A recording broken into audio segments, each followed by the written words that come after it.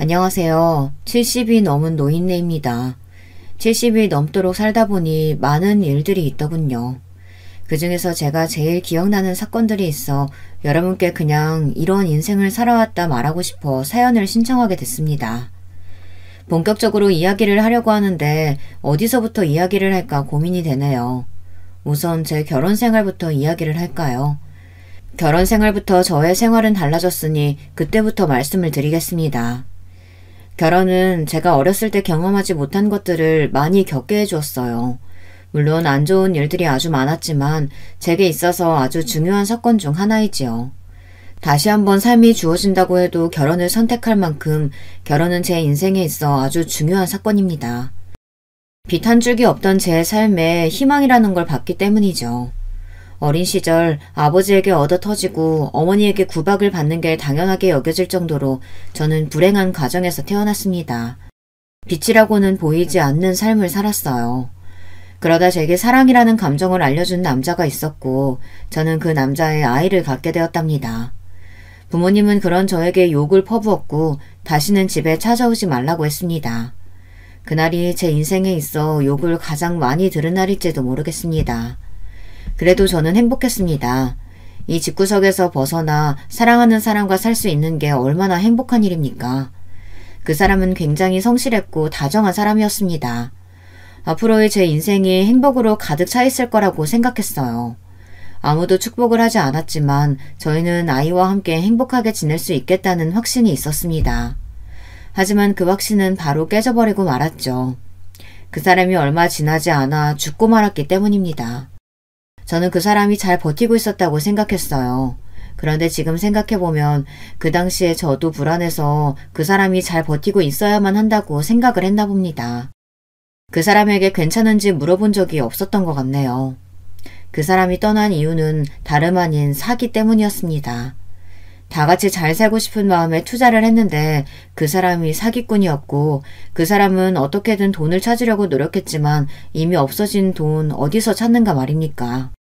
결국 찾지 못하고 그 사람은 유서 한 장만 남겨두고 세상을 떠났습니다. 정말 절망적이었어요. 겨우 밝혀둔 불이 꺼지고 말았죠. 그땐 저도 어렸고 딸도 어린 나이고 어떻게 해야 할지 몰랐습니다. 저는 살기 위해 발버둥을 쳤습니다. 심지어는 밤일도 해봤죠.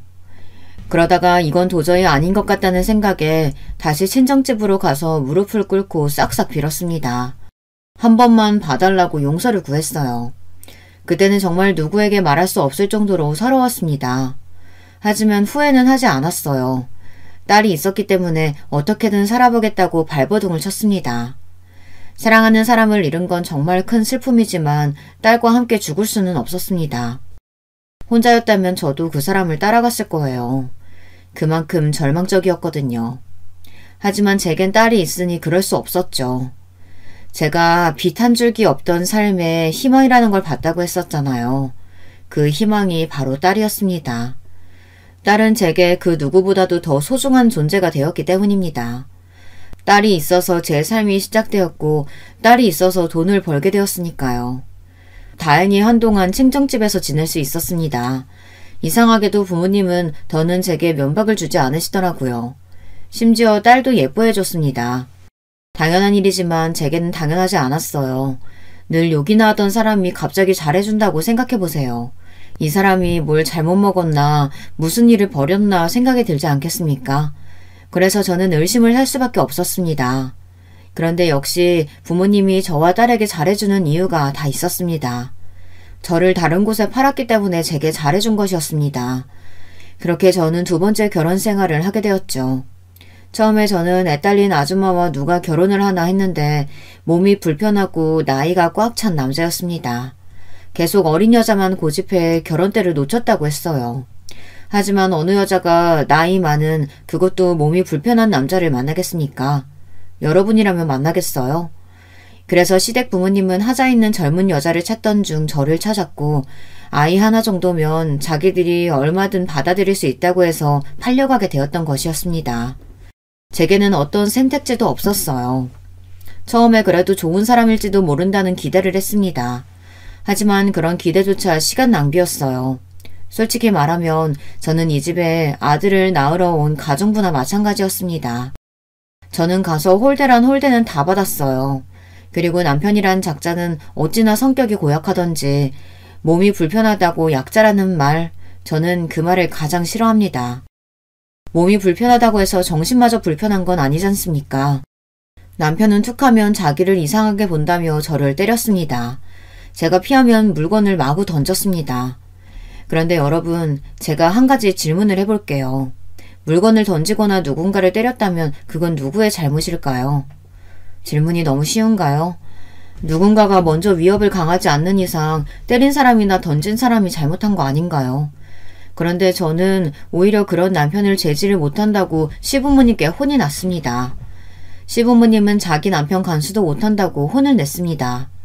아들이 태어나기 전까지는 금이야 오기야 아주 귀하게 대했는데 아들을 낳고 나서는 제가 어떻게 돼도 상관없다는 사람처럼 저를 대했습니다. 그렇게 저의 결혼 생활은 식모살이나 다름없던 불행한 생활이었어요. 그래도 아이들은 잘 자라주었어요. 시댁 부모님이 부유한 편이라 부족함 없이 자랐습니다. 물론 아들만요. 아들은 정말 부족함 없이 잘 자랐습니다. 하지만 딸은 달랐어요. 딸에게 지원을 안 해준 건 아니었습니다. 하지만 은근히 아들만 챙겼고 딸도 어느 정도 눈치를 채서 어리광을 부리지는 않았습니다. 그렇다고 제게 왜 자기만 차별하냐고 하지도 않았어요. 그런 딸에게 서운하지 않냐고 물어본 적이 있었는데 자기는 다른 집안 사람이니 이해를 한다고 하더군요. 그런 말을 들으니 어찌나 마음이 아프던지. 하지만 제가 해줄 수 있는 건 아무것도 없었습니다.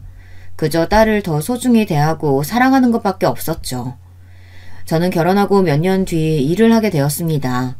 아들이 어느 정도 크니 시어머니께서 집에서 놀 생각하지 말고 밖에 나가서 돈이라도 벌라고 했습니다. 그래서 저는 작은 식당에 들어가서 일을 하게 됐습니다. 그런데 집안에 있는 것보다는 일을 하는 게 훨씬 재밌지 뭡니까?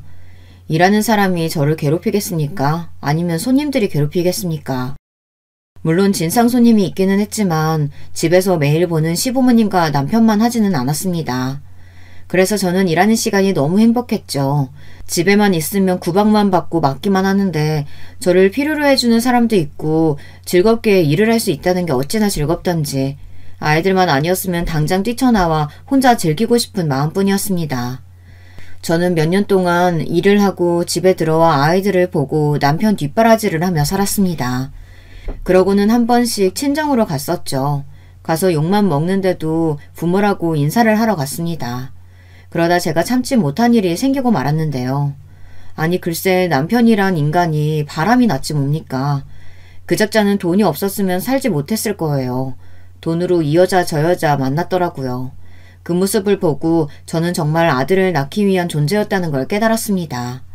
그 모습을 보고도 시부모님은 아무 말 하지 않으셨기 때문이에요. 저는 더는 참을 수가 없어 남편에게 따졌습니다. 정말 너무한 거 아니에요? 이 집에서 집안일도 하고 일도 하고 당신이 하는 게 뭔데요? 바람 피우는 거? 지금 그게 당신이 할 짓이에요? 왜? 너도 내가 몸 불편하다고 무시하는 거냐? 내 몽둥이가 이렇다고 아무랑 못 만날 것 같아? 아니, 지금 그게 문제예요? 당신이 바람을 피우고 있다는 게 문제잖아요. 이게 보자 하니까 어디서 여자가 하늘 같은 서방한테 소리를 쳐? 이게 정신이 나갔나? 저 이렇게는 못 살아요. 제발 좀 정신 좀 차리세요. 니까짓게 못 살면 야 너는 나 아니었으면 니 딸이랑 그냥 거지꼴로 살았을 거. 내가 데려와서 아들도 낳게 하고 잘 사는 집 며느리도 하겠구만. 말하는 거 보면 하여튼 이래서 없는 것들 데려오면 안 되는 건데. 에휴. 저는 남편의 이야기를 듣고 충격을 받을 수밖에 없었습니다. 남편의 당당한 태도에 대해서는 충격을 받지 않았어요. 그럴 만한 인간이라고 생각했기 때문이죠. 하지만 딸은 완전 남처럼 생각하더군요. 아무리 피가 섞이지는 않았어도 그래도 제 자식인데 그런 식으로 이야기하는 건 너무하지 않나요? 저는 그 이야기를 듣고 남편의 뺨을 때렸습니다. 그리고 저는 남편의 지팡이에 머리를 맞았고 순간 눈앞이 캄캄해지며 쓰러지고 말았습니다. 그리고는 딸의 소리와 함께 정신을 차려 일어날 수 있었어요. 그런데 정신을 차리자마자 저는 시어머니에게 맞고 말았습니다. 이년아, 네가 뭔데 우리 아들을 때려? 하지 마세요. 우리 엄마 때리지 마. 그 애미의 그 딸이라더니 아주 성격이 고약한 건 닮았구만. 그러는 할머니는요. 성격이 얼마나 거지 같으면 아저씨 성격이랑 똑같아요? 그리고 우리 엄마가 어때서요? 딸은 저를 대신해 필사적으로 시어머니에게 대들었습니다. 저는 그만하라고 할 힘도 없었습니다. 이게 어리다고 봐줬더니 뚫린 게 입이라고 아주 나불나불거리고 있어. 아이고, 이런 걸 우리 장손이 누나라고 부른다니. 아이고, 두야. 어머니, 저희 딸 예뻐해달라고 하지 않을게요. 그런데 딸에게 뭐라고 하지는 말아주세요. 힘이 없었지만 딸에게 뭐라고 하는 건 참을 수 없었습니다. 지 딸이라고 챙기는 것 좀 봐라. 시어머니는 저와 딸을 훑어보며 혀만 계속 찼습니다. 얘, 너 설마 우리 아들이 다른 사람 만난다고 때린 거니? 너 그런 거야? 저는 아무 말도 못했습니다. 아니, 당연한 말을 왜 해야 하는지도 몰랐죠. 너는 말도 못해, 이년아? 안사람이 얼마나 못했으면 다른 여자를 만났겠어? 나는 말이다, 안사람 도리는 다 했어. 그래서 우리 집 양반이 어디 바깥으로 나돌지도 않고 집에만 있잖니? 너는 네 잘못도 모르고 지금 우리 집안 귀한 아들 때린 거니? 참 어이가 없어서. 그럴 거면 나가! 이 집에서 나가라고! 쟤랑 같이 손잡고 나가면 되겠네. 아, 그리고 사돈 내는 가봤자 너 반기지도 않으실 게다. 이미 한번 나갈 딸이라고 처음부터 막 굴려도 된다고 하는 부모가 도대체 어디 있니? 아휴, 결혼만 잘 됐으면 내가 이런 집안 받지도 않는 건데. 시어머니의 말이 놀랍지는 않았습니다. 부모님이 그런 소리를 했다는 것도, 남편이 바람을 피운 게 제 탓이라는 것도 시어머니가 늘 하시던 말이라 아무렇지도 않았어요. 그래서 저는 집을 나가기로 결심했습니다. 이런 집이면 나가는 게 저에게도 도움이 되겠죠. 하지만 제가 나갈 수 없는 한 가지가 있었습니다. 이 집에서 가장 중요한 게 뭐가 있겠습니까? 아니, 제 인생에 있어서요. 딸과 아들, 제 자식들입니다. 시부모님과 남편에게 딸이 중요할까요? 없어도 그만인 사람들이 뭐가 아쉬워서 딸을 중요하게 생각하겠습니까? 하지만 아들은 다르죠. 제가 나간다고 하니 그럼 딸과 함께 나가라고 하더군요. 그래서 제가 4배 아파 낳은 자식은 아들도 있으니 아들과 함께 나가겠다고 했습니다. 제 배 아파 낳았으니 아들도 같이 데리고 나갈 거예요. 엄마 없이 어떻게 애를 키워요? 따라가면 당장 애 밥은, 애가 하고 싶어 하는 건, 애 환경은 우리 손자가 그렇게 사는 꼴을 못 본다. 그리고 우리가 얼마나 손자한테 잘해줬는데 그럼 우리 자식이지? 솔직히 너도 우리 아들 아니었으면 아들 보지도 못했을 거 아니냐? 애는 못 준다. 나갈 거면 조용히 둘이서 나가야지. 아무 잘못 없는 애를 왜 데리고 나가긴 데려가? 시어머니는 남편과 정말 똑같은 말을 하며 아이를 못 준다고 했습니다. 그냥 도망칠까 생각을 많이 했지만 저는 그럴 수 없었습니다. 차마 아들을 버리고 갈 수는 없었죠. 아무리 잘 산다고 해도 자식을 버리고 가는 사람이 그게 부모라고 할 수 있겠습니까? 결국은 상처만 받고 시댁에서 살 수밖에 없었습니다. 하지만 그날 이후 딸마저 냉대를 받았습니다. 엄마가 미안해. 엄마가 뭐가 미안해. 내가 할머니한테 대들어서 그런 건데. 난 괜찮아. 그럴수록 저는 딸을 더 아낄 수밖에 없었습니다. 그런데 이게 또 문제가 되더라고요. 아들이 왜 누나만 챙기냐고 하더라고요. 누나는 우리 가족도 아닌데 왜 챙겨? 왜 나만 미워해? 엄마는 왜 우리 가족이 아닌 사람한테 잘해주는 건데? 저는 아들의 말을 듣고 놀랐습니다. 아들 입에서 딸이 우리 가족이 아니라는 건 처음 들었기 때문입니다. 그리고 아들은 제 딸을 정말 잘 따랐기 때문에 그런 말을 할 거라고 상상도 하지 못했습니다. 하지만 이 이야기가 나왔다는 건 어디서 들었다는 거겠죠. 저는 아들에게 그런 소리를 어디서 들었냐고 물었습니다. 너 그런 말 어디서 들었어? 누나가 왜 우리 가족이 아니야? 누나도 우리 가족이야. 내 딸, 내 아들 같은 배에서 나왔는데 누가 가족이 아니래? 앞으로 그런 말 하는 거 아니야. 그리고 누가 미워해? 우리 아들이 세상에서 제일 좋은데. 이상하다. 할머니가 그랬는데. 그럼 할머니가 거짓말한 거야? 저는 아들에게 어떻게 이야기를 해줘야 하나 고민을 많이 했습니다. 아빠가 다르다는 걸 어떻게 이야기를 할지 모르겠더라고요. 그냥 잘 넘어가야 하나 생각을 했지만 언젠가는 알아야 할 사실이고 언제 또 시어머니가 아이에게 이상한 말을 할지도 모르니 제가 먼저 이야기를 하는 게 좋을 것 같다는 생각에 아빠가 다르다고 말을 했습니다. 아이는 처음에 이해를 하지 못하더군요. 그리고 제가 다른 사람과 결혼을 했었다는 게 충격이었는지 갑자기 너무한다면서 도망을 가기 시작했습니다. 엄마 너무해. 어떻게 다른 사람을 만날 수가 있어? 그럼 나중에 그 사람 따라서 갈 거야? 그래서 나를 그렇게 미워한 거야? 아이가 어찌나 빨리 뛰던지 집 밖으로 뛰쳐나가는 아이를 잡기 위해 저도 힘껏 뛰었습니다. 그런데 제가 그 나이에 힘껏 뛸 일이 뭐가 있겠습니까? 그 어린아이의 체력을 따라갈 수 있겠어요? 당연히 못 따라갔죠. 저는 열심히 아이를 따라갔지만 따라잡을 수 없었습니다. 결국 그날 일도 못하고 집에 들어가지도 못하고 딸과 함께 아들을 찾을 수밖에 없었습니다. 혹시 여러분 중에서도 그런 경험을 한 분이 계실까요? 있으시다면 그때의 기분 기억하시나요? 그때 저는 앞이 노래지면서 아무 생각도 할 수가 없었습니다. 아이가 어떻게 된 게 아닌가, 사고가 났나, 납치라도 당하면 어쩌나 많은 생각이 들며 머릿속에 아무것도 들어오지 않더군요. 손이 떨리며 눈물이 왈칵 쏟아졌습니다. 그런데 그때 딸이 아들을 찾았다고 소리를 쳤습니다. 엄마, 여기! 저는 바로 달려가 아들을 안았습니다.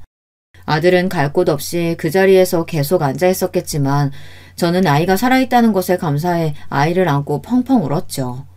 그런데 아들이 갑자기 저를 안고 사과를 하더군요. 잘못했어요.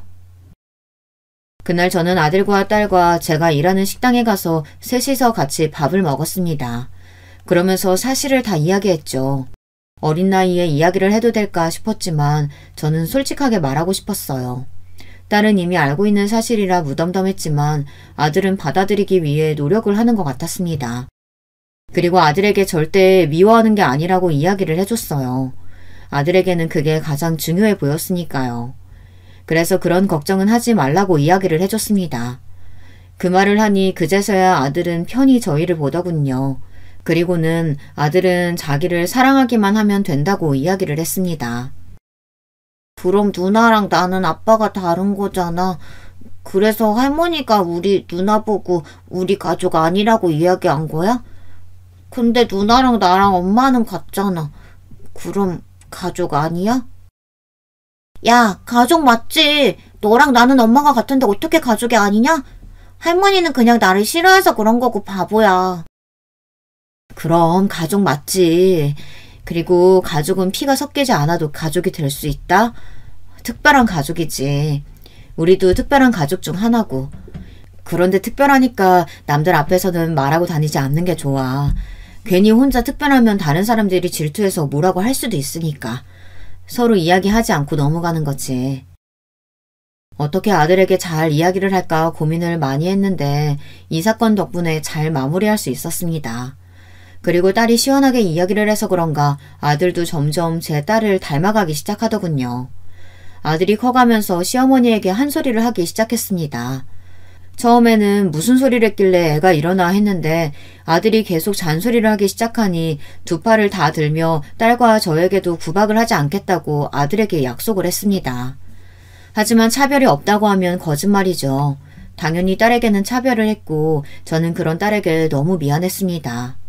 그래서 딸이 제겐 아픈 손가락이었죠. 그래서 저는 딸을 더 소중하게 대할 수밖에 없었습니다. 저는 그렇게 몇십 년을 시댁에서 살며 함께 지냈어요. 그리고 몸이 아프지 않는 이상 일을 쉬지도 않았습니다. 남편이란 인간은 이미 포기를 한 지 오래라 저는 아이들만 보고 살았죠. 그리고 시부모님의 병간호를 하며 지내다 시아버지가 돌아가시고 몇 년 뒤 시어머니가 돌아가시고 나서야 저는 그제야 자유로워졌습니다. 하지만 문제는 남편이었습니다. 남편은 늙어 더는 돈으로 여자를 만날 수 없었는지 매일같이 술을 마시고 오더군요. 그리고는 매일같이 자기를 무시하냐며 물건을 집어던졌습니다. 그런 모습을 본 아들과 딸은 먼저 이혼 생각은 없냐고 물어봤습니다. 왜 없겠어요. 하지만 이제 와서 이혼하자니 웃기더군요. 뭐 남편이 나이가 더 들어 병시중을 들여야 할 생각을 하면 끔찍하기는 하지만 이게 제 팔자라 생각하고 받아들이기로 해서 그런가 별로 이혼을 해야겠다는 생각이 들지는 않았습니다. 그런데 그런 걱정은 하지 않아도 됐습니다. 그렇게 좋아하는 술로 결국 죽고 말았으니 말입니다. 술을 마시고 도로에 뛰어들어 결국 저 세상으로 갔으니 제가 병시증을 들지 않아도 됐죠. 남편이란 사람이 죽었는데도 눈물이 나오지 않았습니다. 물론 마음이 좋지는 않았어요. 하지만 언젠가는 술 때문에 사고가 날 거라고 생각을 했었기 때문인지 생각보다 슬프지는 않았습니다. 이렇게 이야기를 해도 될지 모르겠지만 마음이 후련해진 것도 있었습니다. 아이들도 아버지가 돌아가셨다고 슬퍼하지 않는 모습을 보니 남편이란 인간이 얼마나 인생을 못 살았나 싶었죠. 그렇게 남편을 보내고 이제는 자식들만 보낼 날만 남았습니다. 자식들을 보내고 홀로 지낼 생각을 하니 헛헛하더군요. 하지만 딸과 아들도 새로운 가족을 찾아야 하지 않겠습니까? 저는 딸과 아들을 보내고 혼자 시골에 내려가 살 생각이었습니다. 그 결심을 한 지 얼마 되지 않아 자식들은 서로 짝을 찾아 제 곁을 떠나갔습니다. 저는 자식들을 보내고 시골로 내려가 자그마한 가게를 내서 조용히 살았습니다. 시골에 살고 있어서인지 아이들이 자주 찾아오지는 않았지만 아이들은 주말에 한 번씩은 오려고 했어요. 자주 오지 말라고 이야기했지만 제 말은 듣지 않더라고요. 그래도 자식들이 계속 찾아와 주니 기분은 좋더군요. 그런데 계속 찾아와서 그런가 며느리는 어느 순간부터 오지 않더니 제게 더는 못 가겠다고 통보를 하더군요. 요즘 며느리들은 당돌하게 이야기를 한다는데 직접 당해보니 웃음이 나왔습니다. 하지만 며느리와 싸워봤자 뭐합니까? 안 그런가요? 또 제가 시어머니에게 된통 당해서 그런가 저도 그런 시어머니가 되고 싶지는 않더라고요. 물론 며느리가 놀고 먹기만 한다면 뭐라고 했겠지만 며느리가 쉬는 것도 아니고 일하고 모처럼 주말에 쉬는데 시댁에 와서 앉아있으니 얼마나 싫겠습니까? 아무리 잘해준다고 해도 시댁은 시댁 아닙니까? 얼마나 불편한지 제가 더 잘 알기 때문에 이해하고 넘어갔습니다. 아들은 미안하다며 자기가 한 소리 하겠다는 거 며느리에게 뭐라고 하지 말라고 했습니다. 괜히 그런 이야기를 해봤자 둘 사이에 좋은 거 하나 없다고 그러지 말고 같이 있어주라고 이야기했었죠. 그런 말을 했다고 며느리를 미워하거나 싫어하지는 않았습니다. 그런데 사람이란 게 그렇잖아요. 자기를 챙겨주는 사람을 보면 아무것도 안 하는 사람보다 마음이 더 가는 건 어쩔 수 없지 않나요? 며느리와 다르게 사위는 제게 싹싹하게 예쁜 행동만 골라서 했습니다. 몸은 불편한 데가 없는지 집 수리할 곳은 없는지 매번 물어봤고 아들보다 더 친아들처럼 행동을 했습니다. 그러니 제가 예뻐할 수밖에 없었죠. 그래서 딸내에 조금 마음이 더 갈 수밖에 없었습니다. 그리고 어느 하루는 제가 팔을 다쳐 제대로 움직일 수 없을 때 사위가 먼저 제게 딸내에서 지내는 게 어떻겠냐고 제안을 했고 딸 집에 가서 몇 달을 신세지게 되었어요. 장모와 같이 산다는 게 쉽지 않은 일이라는 걸 잘 아는데도 불편한 기색 없이 편하게 대해주는 모습이 참 고마웠습니다. 그리고 딸아이에게도 잘 대해주니 얼마나 예쁘겠어요. 저는 점점 사위에게 마음이 갔습니다. 그런데 믿는 도끼에 발등 찍힌다고 저는 사위에게 발등이 찍히고 말았습니다. 이른이 넘어가면서 점점 몸이 좋지 않은 게 느껴지더군요. 그렇다고 몸이 아주 안 좋은 건 아니었습니다. 귀가 조금 들리지 않고 예전보다는 숨이 가빠지고 전보다는 자주 아프기는 했지만 제 나이에 비해서는 꽤 건강한 편이라 생각하며 살았습니다.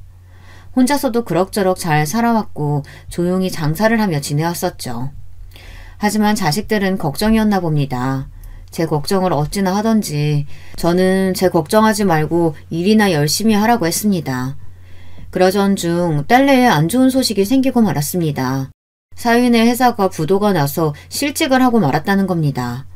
다행히 딸이 직장을 다니고 있었지만 아이가 셋인 집에서는 딸 혼자 벌이로 어떻게 산답니까? 딸은 처음으로 제게 부탁을 했습니다. 엄마, 혹시 돈 좀 빌려줄 수 있어? 그 말과 함께 처음으로 딸내 사정을 듣게 되었습니다. 보니 바로 이야기한 것도 아닌 것 같았어요. 몇 달이 지나고 나서야 이야기를 한 것 같았죠. 자기네들도 어떻게든 버텨본다고 버티다가 제게 이야기를 한 것 같았습니다. 사부인은 딸이 결혼하고 얼마 있지 않아 돌아가셔서 부탁할 사람이 없었던 겁니다. 그래서 제게 부탁을 한 것이었죠. 자식이 어렵다는데 안 도와줄 부모가 있겠습니까? 저는 남은 전 재산을 딸에게 주겠다고 했습니다. 딸은 이렇게까지는 필요 없다며 거절을 하더군요. 부모로서 해준 것도 없잖니. 내가 너에게 미안한 것도 많고 네가 어렸을 때 그렇게 잘한 것도 나 때문인 것 같아서 마음에 걸리는 것도 많아. 엄마라고는 해준 것도 없는 것 같아서 마음이 불편했는데 이렇게 줄 수 있으니 얼마나 감사하니. 내 마음이니 이거라도 받으렴. 그럼 엄마 혹시 우리 집에서 같이 살지 않을래? 나도 그게 마음이 편할 것 같고 애들 아빠도 수락할 거야. 엄마 가게랑 집 다 정리하고 우리 집으로 와요. 엄마 몸도 불편하잖아. 한번 생각해봐. 알겠지? 딸의 제안에 저는 생각을 해봤습니다. 저야 같이 살면 행복할 것 같았어요. 하지만 아무리 딸 집이라고 해도 제 집이 아니니 괜히 불편할 것 같아 고민이 많이 되었습니다. 한참을 고민을 하는데 사위에게 전화가 오더라고요. 장모님, 안사람한테 이야기 들었습니다. 언제든 저희 집에 오셔도 돼요. 말씀만 해주세요. 아니, 그래도 자네가 불편할 텐데. 저는 괜찮아요. 아이들이야 어머님을 워낙 좋아해서 별 문제 없을 거고. 저희 회사가 괜히 이렇게 돼서는. 그게 자네 탓인가? 어쩔 수 없는 일 탓하지 말고. 그래도 이렇게 전화 줘서 고마워. 아닙니다. 편하게 말씀해 주세요. 사위의 말에 저는 딸집에서 지내기로 마음을 먹었습니다. 그렇게 저는 다짐을 하고 가게도 팔고 집도 팔고 전 재산을 딸에게 주었습니다. 제게 남은 거라고는 자그마한 돈밖에 없었지만 그래도 딸이 편하게 지낼 수 있다면 저는 좋았습니다. 오히려 저는 마음이 한결 가벼워졌어요. 그런데 어느 날 사위의 통화를 듣고 경악을 금치 못했습니다. 앞서 믿는 도끼에 발등 찍혔다고 했죠. 사위는 저를 요양원으로 보낼 생각을 하고 있었습니다. 여보세요? 거기 요양원이죠? 75세 할머니 들어갈 건데 서류가 어떤 게 필요할까요? 아니, 그렇게 착하던 사위가, 그것도 집으로 오라고 했던 사위가 요양원에 저를 버리려고 한다는 생각을 하니 충격을 받을 수밖에 없었습니다. 그렇지 않나요? 그 말 한마디로 그 전에 있었던 일들이 모두 거짓으로 느껴졌습니다. 믿었던 만큼 저는 배신감이 배로 들었죠. 나이를 먹고 모든 일에 초연해졌다고 생각했는데 아니었습니다. 제 딸을 위해서도 있었지만 사위를 살리겠다고, 사위가 살아야 제 딸도 살 거라는 생각에 모든 전 재산을 준 것인데 돌아오는 건 결국 저를 요양원에 가둬두겠다는 거니 저는 어떻게 돌려줄까 생각을 했습니다. 이 나이 먹고 복수를 시작하게 된 것이죠. 사위는 제 돈으로 꽤 큰 가게를 차렸습니다. 매달 일을 시작하다 체면이 살지 않았는지 가게를 차렸더군요. 예전 같으면 응원을 해줬겠지만 사위의 한마디에 저는 이미 돌이킬 수 없는 상처를 받아 곱게 보이지가 않았습니다. 저는 이런저런 생각을 다 했어요. 복수를 해본 적이 없는 사람이 그것도 다 늙어서 복수를 한다는 게 쉽지 않은 일이라는 걸 알잖아요. 어떻게 저의 배신감을 표현해야 할지 머릿속이 복잡했습니다. 5만 가지 생각이 다 들었어요. 첫 번째, 딸에게 당장 달려가서 이야기를 한다. 두 번째, 가게로 찾아가 없는 소문을 만들어 장사를 망하게 한다. 세 번째, 일부러 사위를 나쁜 놈으로 만들어 딸과 헤어지게 만든다. 네 번째, 사위 뒷조사를 해서 약점을 잡아낸다. 이 밖에도 다양한 방법들이 있었습니다. 하지만 사위의 장사를 망치는 건 딸도 힘들어할 것 같으니 할 수 없는 일이라고 생각했고, 바람을 피우게 해서 나쁜 놈으로 만들어 헤어지게 만들자니 이건 딸과 손주들이 슬퍼할 것 같고, 뒷조사를 해서 약점을 잡아낸다 한들 어떻게 이용을 할 것인지 모르겠는 겁니다. 결국 저는 나머지 방법을 쓰기로 했습니다. 다행히 아이들은 학교에 가서 집에 없었고 딸도 회사에 가서 집에 없어 사위와 둘이 있는 시간은 많았습니다.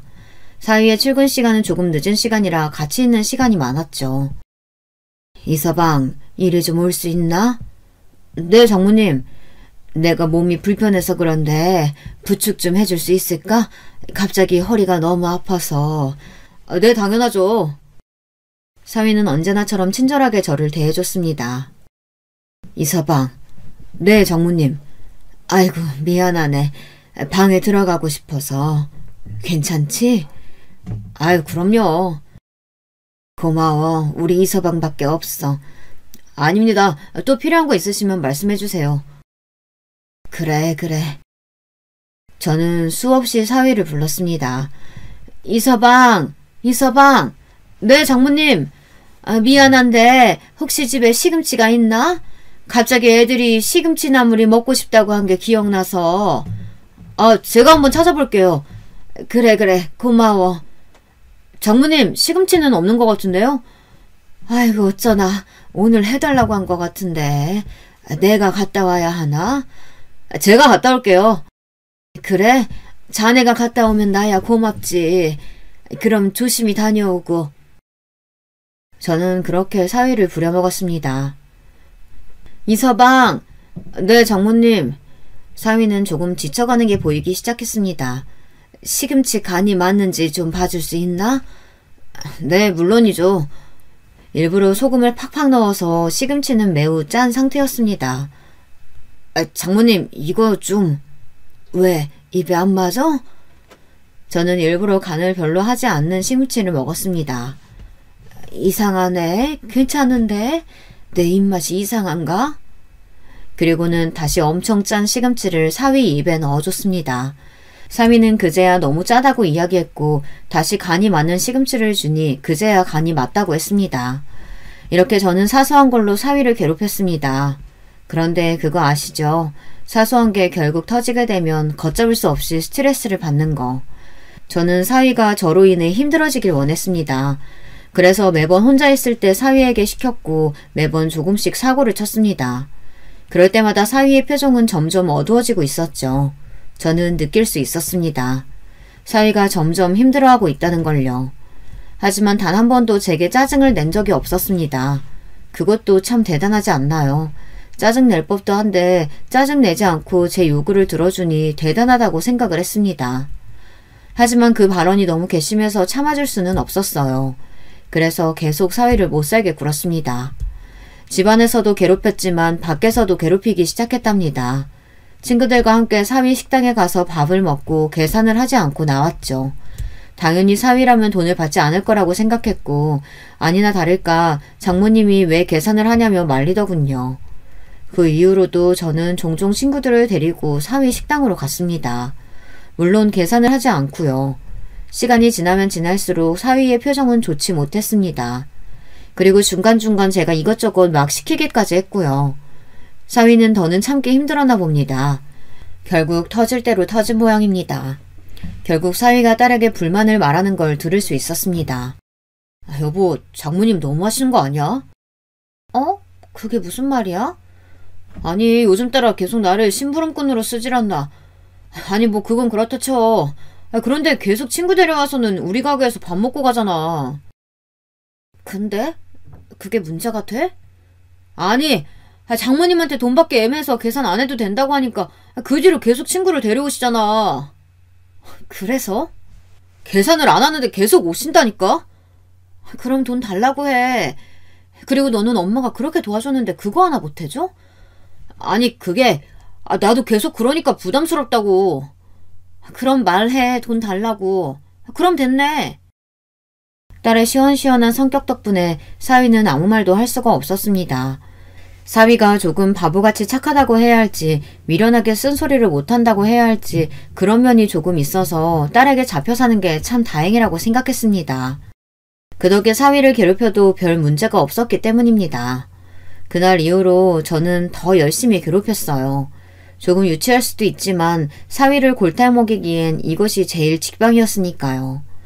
그리고 그날 이후로는 식당에 가서 돈을 내고 먹었습니다. 물론 가끔 그냥 얻어먹고 갈 때도 있었지만 대부분은 돈을 냈습니다. 그러니 아무 말도 못하더군요. 딸과의 다툼 이후부터는 조금 다른 방법으로 갔어요. 딸에게 제가 먼저 요양원 이야기를 했습니다. 어떤 자식들은 자기들 힘들다고 요양원에 보내던데 저를 보낼 생각을 하고 있다면 꿈도 꾸지 말라고 이야기를 했습니다. 그런데 사위의 표정은 참 한결같더군요. 자기는 그런 생각을 한 적도 없다는 식으로 이야기하는데 얼마나 속이 뒤틀리던지. 딸은 그런 말 말라고 절대 그럴 일 없을 거라고 이야기를 했습니다. 저는 그때 네 옆에 있는 놈이 나를 요양원으로 보내려고 한다는 걸 말하고 싶었어요. 하지만 아직 그런 때는 아니라고 생각을 했죠. 만약에 엄마 치매가 오면 그때도 안 보낼 거야? 내가 아무것도 못 가리면? 엄마, 그건 당연히 내가 해야지. 아니면 내가 엄마를 왜 모셔왔겠어. 이서방이 힘들잖아. 엄마, 이 사람이 뭐가 힘들다고. 내가 다 할 건데. 그리고 엄마가 그렇게 다 내어줬는데 그거 안에 못 해줄까 봐? 이 사람 그런 사람 아닌 거 알잖아. 그렇지 여보? 딸은 사위를 정말 많이 믿는 눈치였습니다. 하지만 그러면 그럴수록 사위의 표정은 좋아지지 않았습니다. 그리고 저는 본격적으로 사위를 못살게 굴기 시작했습니다. 사위에게는 심부름을 시켰고 맞게 가져온 걸 내가 언제 이걸 시켰냐며 시치미를 떼었습니다. 사위는 정말 억울해하더군요. 하지만 저는 계속 화를 냈습니다. 그게 반복되고 나니 사위도 참지 못했나 봅니다. 몇 달이 지나고서야 제게 화를 낸 겁니다. 장모님, 정말 너무하시는 거 아닙니까? 내가 뭘? 아니, 매번 장모님이 사오라는 거 사왔는데 아니라고 하시고, 제가 그래서 메모하고 몇 번 확인하고 가도 그럴 일 없다면서 화를 내고 우기시고, 장모님 혹시 치매 오신 거 아니세요? 치매? 자네 미쳤어? 치매라고? 왜? 치매 오면 뭐? 요양원에 보내게? 아니, 무슨 그런 말을. 들었잖아요. 요양원 안 보낸다고. 내가 자네 속셈 알아. 누굴 속이나 귀신을 속이지. 저는 사위의 말에 아무것도 대답하지 않고 계속 나를 요양원에 보내려고 하는 거 아니냐고 이야기를 했습니다. 사위는 저와 더는 말이 안 통할 것 같았는지 대화를 끝내더군요. 그날 이후 저는 치매 검사를 하러 갔습니다. 하지만 치매일 리가 없죠. 사위는 계속 답답하다며 제게 이야기를 했습니다. 그리고 화를 낸 이후로는 참지도 않더군요. 그 모습을 보고 딸이 또 뭐라고 했습니다. 당신 요즘 엄마한테 너무 막 하는 거 아니야? 나도 참을 만큼 참았어. 정말 너무 하시는 거 아니냐고. 나도 힘들어. 당신도 이제 일 그만두고 어머님 봐봐. 얼마나 힘드나. 매일 시키면서 그거 아니라고 하고 화내고. 아니 가끔은 물건까지 던진다니까? 내가? 내가 물건을 언제 던졌어? 장모님.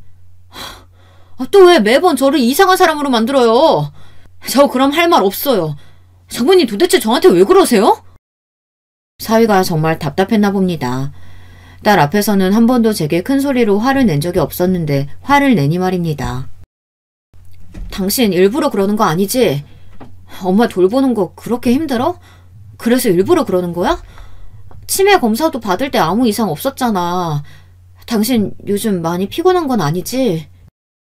제가 시치미를 떼자 오히려 딸은 사위 걱정을 했습니다. 제가 절대 그럴 일이 없을 거라고 생각했기 때문이죠. 딸이 그러면 그럴수록 사위는 더 답답해했습니다. 그럴수록 저는 점점 속이 시원해지기 시작했습니다.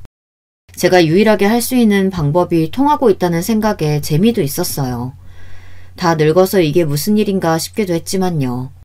그런데 결국 터질 게 터지고 말았습니다. 저의 행동에 사위는 참지 못하고 딸에게 이렇게는 못 살겠다며 집을 나가고 말았습니다. 제가 조금 심하게 하기는 했지만 못 버티고 나가버릴 줄은 몰랐습니다. 그때서야 딸은 심각성을 느꼈는지 제게 묻더군요. 엄마, 들어보니까 조금 도를 지나치는 행동을 하는 것 같던데 왜 그래? 아니, 난 솔직히 잘 모르겠어. 누구 말을 믿어야 할지.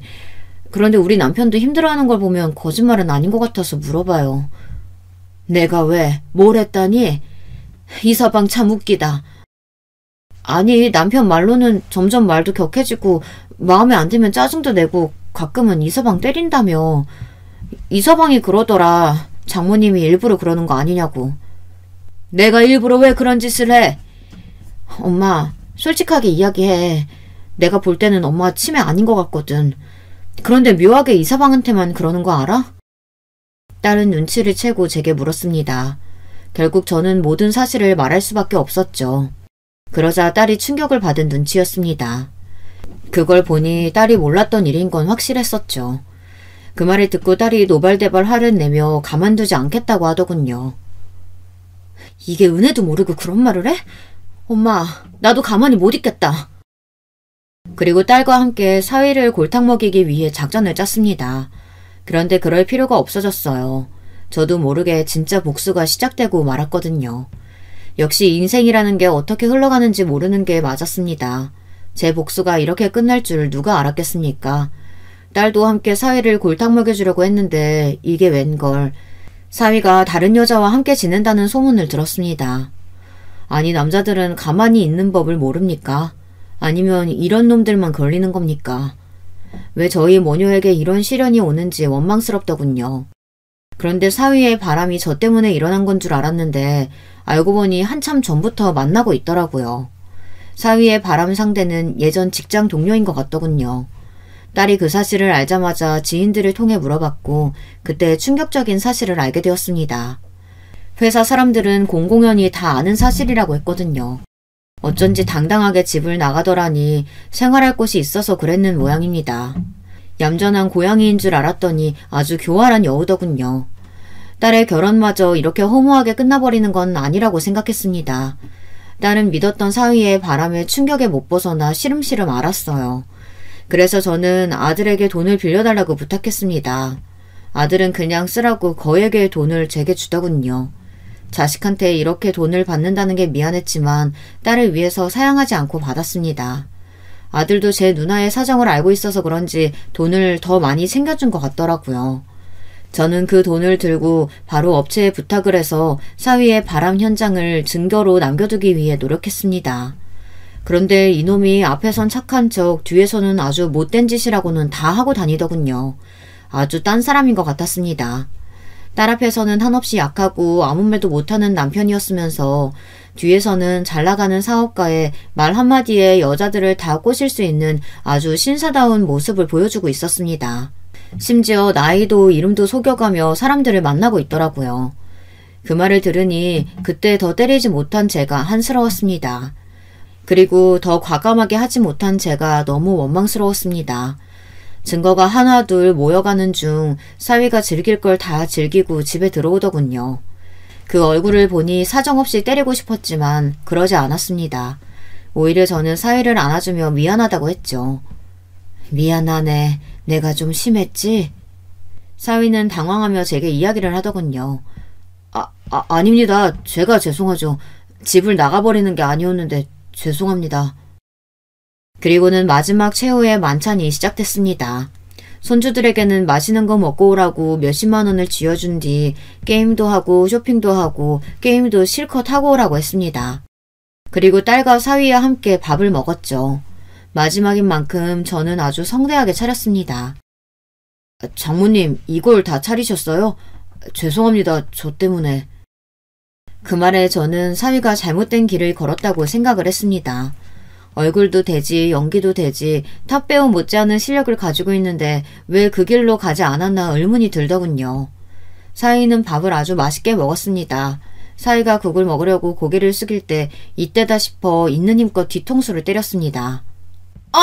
장모님 왜 그러세요? 왜 그러세요? 이 자식이 몰라서 물어? 아니 갑자기 때리는 사람이 알지 맞는 사람이 어떻게 알아요? 그리고 딸이 사위의 뺨을 때렸습니다. 당신 미쳤어? 그리고 사위가 딸을 치려는 거 앞에 있는 시금치 한 주먹을 잡아 던졌습니다. 아니 둘 다 지금 뭐 하는 거야? 장모님 이제 그냥 막 나가겠다는 거예요? 그리고 당신은 뭔데 날 때려? 뭔데 때리냐고? 이 미친놈아 너는 뭔데 바람을 피우고도 그렇게 당당한 거니? 왜? 나는 모를 줄 알았어? 엄마 아니었으면 내가 평생 몰랐겠다. 그치?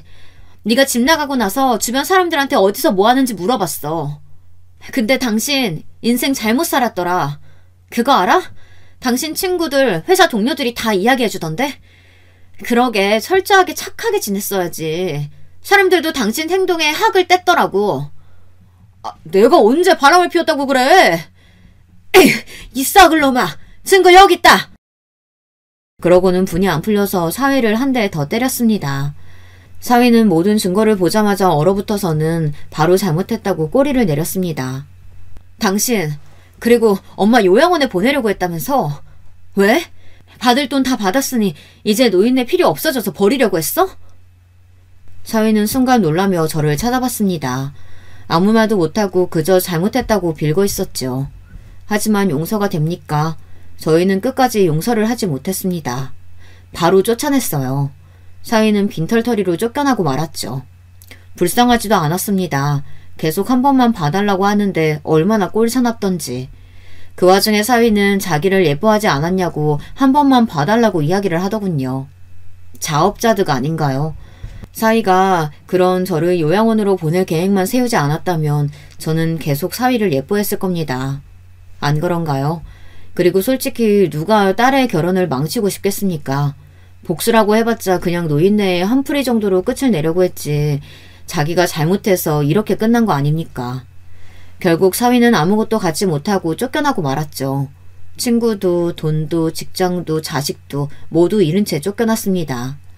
어쩌다 보니 완벽한 복수를 하고 말았죠. 딸은 그 사건 이후로 회사를 그만두고 사위가 하던 가게를 그대로 받아 이어갔습니다. 딸은 오히려 속이 편하다고 말하더라고요. 제가 그렇게 하지 않았더라면 사위가 나가지도 않았을 거고 그럼 이렇게까지 되지 않았을 테지만 그래도 속지 않고 사랑스러운 저희 가족끼리 살 수 있다는 게 다행이었습니다. 어쨌든 사위 덕에 사랑하는 딸과 손주와 살고 있으니 그거 하나는 고맙다고 말하고 싶네요. 덕분에 저는 행복하게 살고 있습니다. 여러분도 혹시 의도치 않게 누군가에게 복수를 한 적 있으실까요? 아니면 복수를 하지 못하고 살고 계신가요?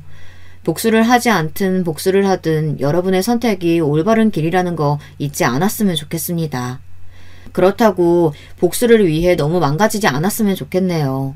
저를 보세요. 시부모님은 나이 들어 죽고 남편이란 작자도 사고 나서 죽고 제가 모든 재산을 받았고 결국 제가 제일 편안하게 살고 있지 않습니까? 그리고 사위도 보세요. 제가 불을 켜고 아등바등 복수를 하려고 했다면 사위는 일찍 알아차리고 이렇게까지 나락으로 떨어지지 않았을 겁니다. 분명 잘못 살고 있는 사람들은 결국 벌을 받게 되어 있는 것 같습니다. 죽어서라도 받을 거라고 생각해요. 물론 제가 편히 살 수 있기 때문에 이런 소리도 하는 거겠죠. 그럼 이 늙은이 더는 헛소리 하지 않고 그만 이야기를 끝내도록 하겠습니다. 이 긴 이야기 들어주셔서 정말 감사합니다. 저는 우리나라의 40대 평범한 가장이었습니다. 어릴 적부터 평생을 성실히 살아오신 부모님을 보고 자라 사소한 방황 한 번 하지 않고 무탈하게 자라왔다고 자부할 수 있었죠. 매일 새벽 4시면 칼같이 일어나셔서 신문 보급소 문을 여시고 신문 배달까지 하시던 부모님과 바쁜 부모님을 돕기 위해 어릴 적부터 저를 위해 아침을 차려주던 누나까지 가족 모두가 한 팀처럼 움직였으니 저 또한 성실하게 생활하며 부모님을 도울 수 있는 일이라면 뭐든지 해야 한다고 생각했죠. 물론 성실한 부모님이라고 해서 제게도 다 좋기만 한 것은 아니었습니다. 항상 당신들께서 평생을 쉬지 않고 일을 하시는 이유는 저와 누나 때문이라고 매일같이 말씀하셨으니까요. 거기다 두 분 모두 새벽부터 일을 하시면서도 저희를 챙기는 일은 물론이고 할아버지, 할머니까지 모시고 사셨습니다. 제가 고등학교 다닐 무렵 할아버지의 건강이 갑자기 안 좋아지셔서 아버지께서 할아버지를 돌봐야 할 일이 많아지기 시작했습니다. 그래서 아버지께서 하시던 신문 배달을 제가 하겠다고 자진했죠. 학생이 공부를 해야지. 일찌감치 돈 버는 일 하기 시작하면 아버지처럼 평생 일만 하게 돼. 아침에 일찍 일어나고 배달하고 오는 게 오히려 정신이 더 맑아져서 공부하기 더 좋아요. 저는 진심으로 그렇게 생각했습니다. 오히려 새벽에 일어나 찬바람을 쐬고 들어오면 정신이 번쩍 들어 등교하기 전까지 공부하기가 오히려 좋았습니다. 야, 다른 보급소는 신문 구독하면 라디오도 주고 선풍기도 준다던데 니네 아버지네는 왜 아무것도 안 줘? 어? 우리 아버지가 몇 년째 구독해서 보시는데 니네 아버지네는 너무 얄짤없다고 다음번에 다른 보급소로 바꾸신대. 꼭 별로 친하지도 않은 녀석들이 가끔 아버지의 보급소에 대해 괜한 시비를 걸어올 때도 있었는데 다음번엔 사은품 넣어줄 테니까 부모님께 꼭 연장하시라고 해. 알았지? 라며 저는 오히려 너스레를 떨었습니다. 그런 제 자신감 있는 모습을 아이들은 오히려 더 좋아했어요. 그래서 저는 고등학교 3년 내내 반장을 도맡아 했고 전교회장 후보까지 오르기도 했습니다. 마지막까지 접전을 펼치다 몇 표 차이로 아깝게 부회장이 되긴 했지만 그 정도만으로도 저는 스스로 대단하다고 생각했고 부모님과 할아버지, 할머니께서도 자랑스러워 하셨어요. 저는 성적도 나쁘지 않아 수능을 보고 난 뒤 담임 선생님께서는 저를 불러 서울에 있는 대학을 추천하셨습니다. 수능 점수도 모의고사 때보다 잘 나왔고 학년 내내 반장에다가 전교 부회장까지 했으니 충분할 거야. 내가 따로 추천서 써줄게. 저는 서울까지 갈 생각은 없어서요.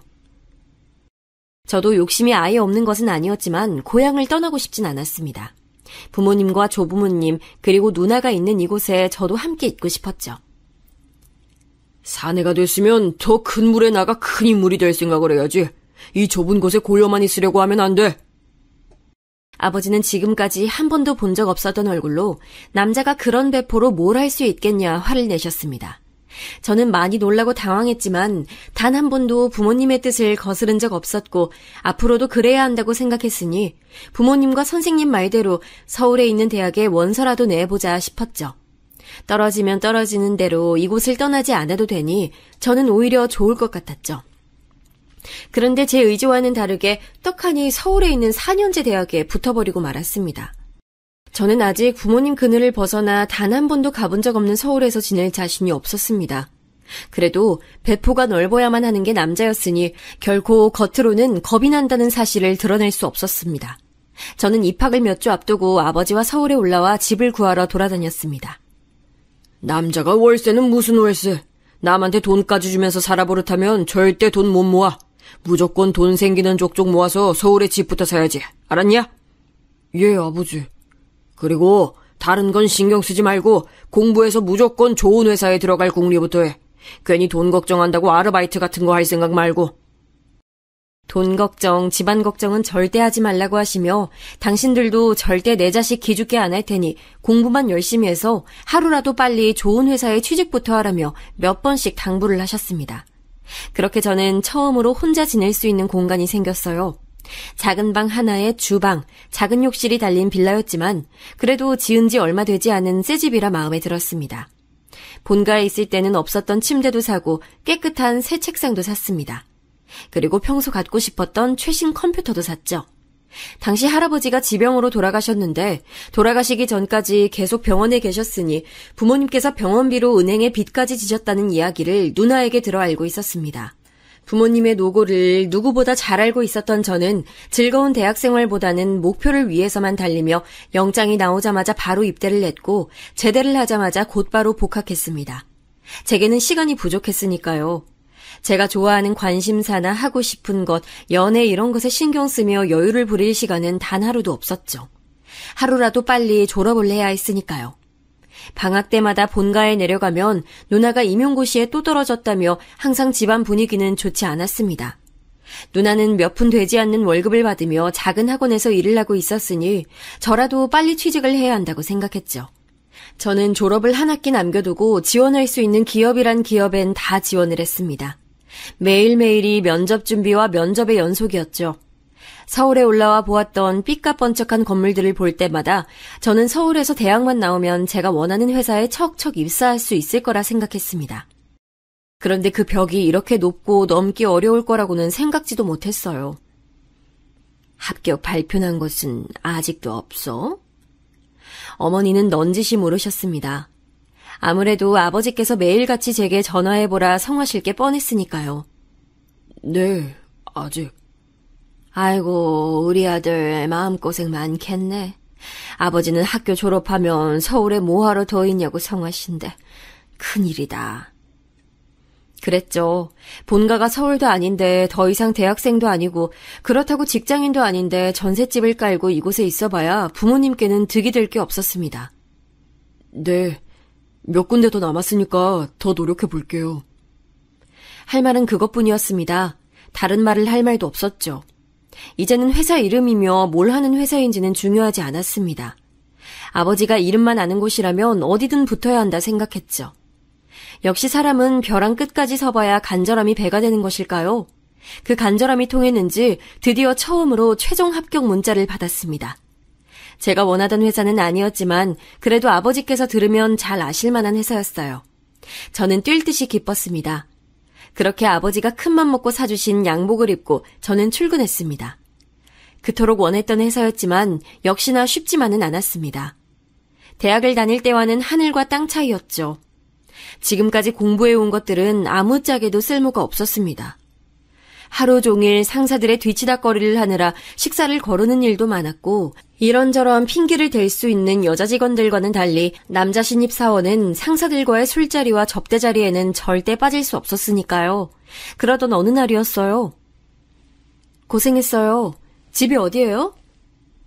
선임이 먼저 고생했다며 제 존재에 대해 알아주고 먼저 무엇인가 물어봐준 것은 입사 이후 처음 있는 일이었습니다. 그 선임은 회사에서도 일 잘하기로 소문난 여자 상사였는데 저보다 딱 1년 먼저 들어왔다는데도 선임들 사이에서 모두가 입이 마르게 칭찬할 만큼 회사에서는 능력자로 통했죠. 외모도 훌륭한데 명문대 출신이었고 들고 다니고 입는 것마다 모두 다 명품에 고등학교도 강남 8학군에서 나왔다며 소문만 무성했었는데 직접 마주친 것은 처음이었습니다. 마침 가는 방향이 같아 능력자 선배와 저는 함께 택시를 탔죠. 나 신입 때는 술자리는 거의 없었는데 올해는 되게 자주 생기네요. 아, 그런 거예요? 저는 회사원들은 원래 다 이렇게 매일 마셔야 되는 줄 알았어요. 별말하지 않았는데 선임은 뭐가 그렇게 재밌는지 제 말에 빵 터져서는 자꾸 웃더라고요. 저는 제가 뭘 실수했나 싶어 물었는데 선임은 본인도 회사원이면서 회사원이라고 말하는 게 너무 웃기다며 웃음을 멈추질 않았습니다. 저는 머쓱해서 괜히 머리만 긁적거렸죠. 그러고는 어느 학교를 나왔는지 회사 생활은 어떤지 동기 중 누구와 제일 친한지 쉬지 않고 제게 질문을 하더라고요.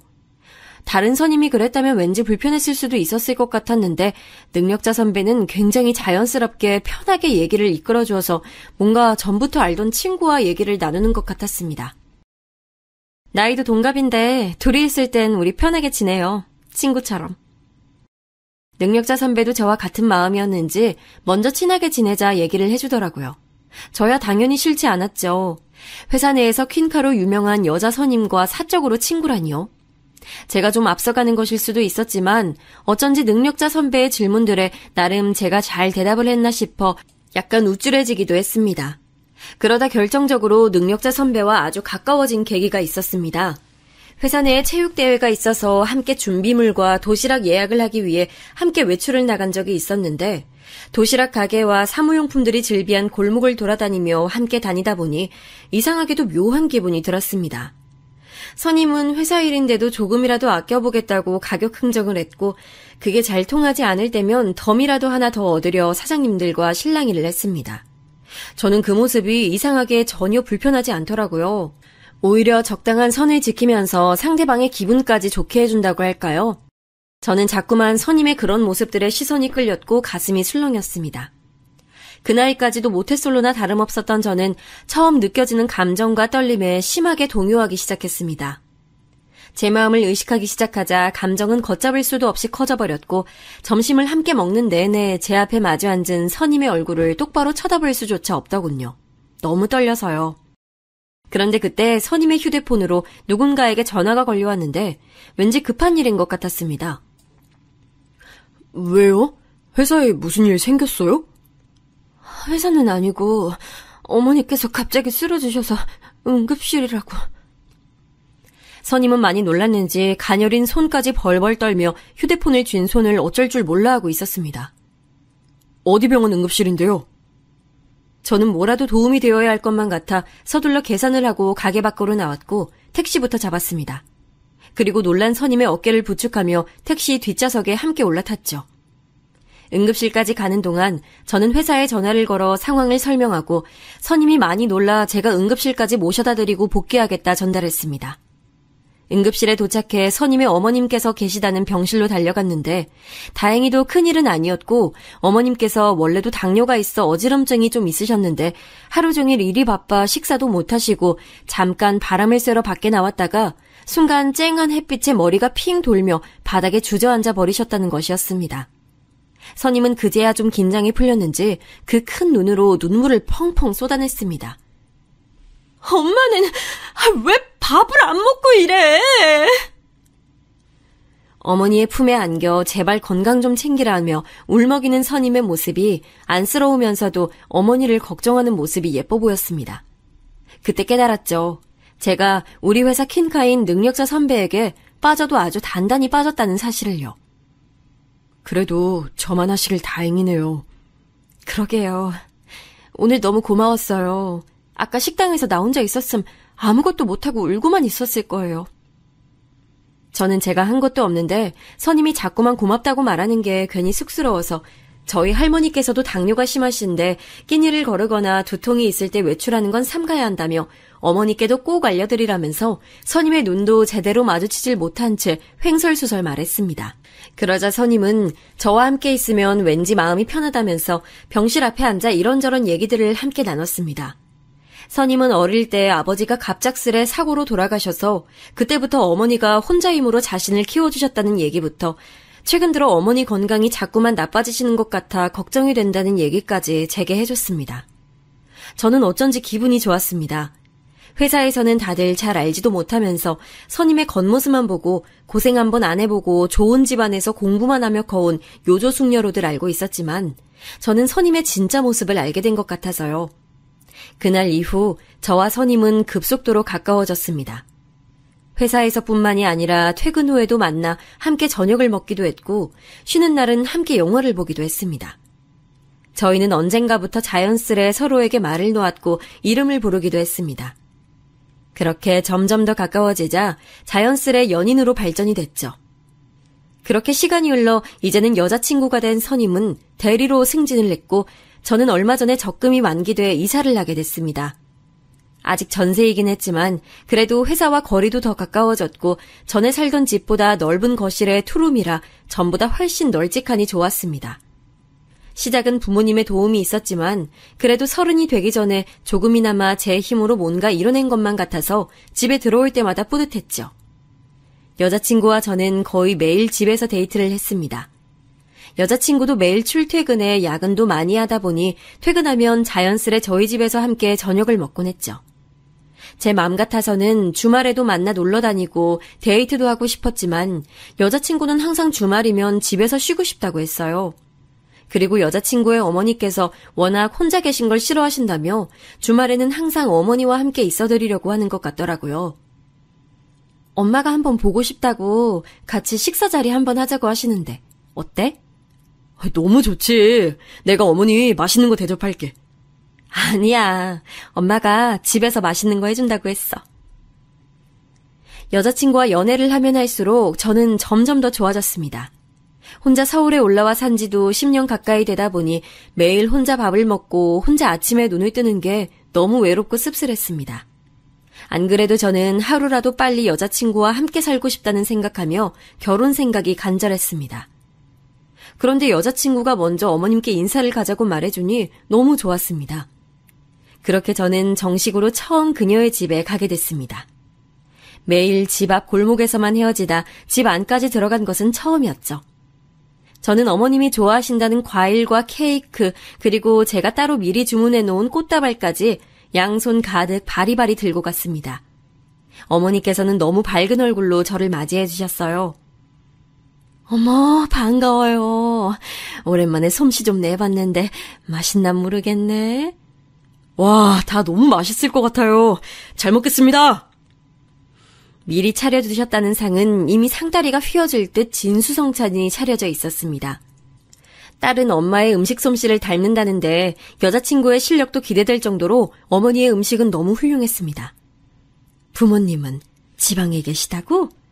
예, 고향에서 신문 배급소 하고 계세요. 배급소를 오래 하셨다고 들은 것 같은데 아직도 하고 계신 걸 보면 아직 경제적으로 많이 힘드신가? 아, 많이 힘드신 건 아니고요. 아버님이 오랫동안 한 가지 일만 성실히 해오셔서 그런지 할 수 있으면 계속 일을 하고 싶어 하세요. 아직 누나도 결혼을 안 하기도 했고요.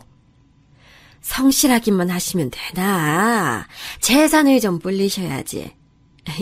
조모님도 모시고 산다고 들은 것 같은데 그럼 집이 좀 커야겠네.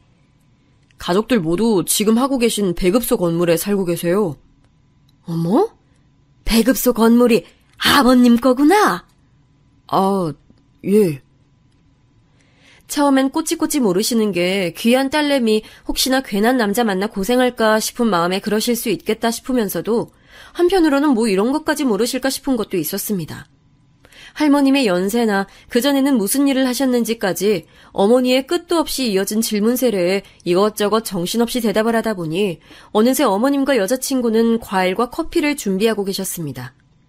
저는 기다리며 집을 둘러봤습니다.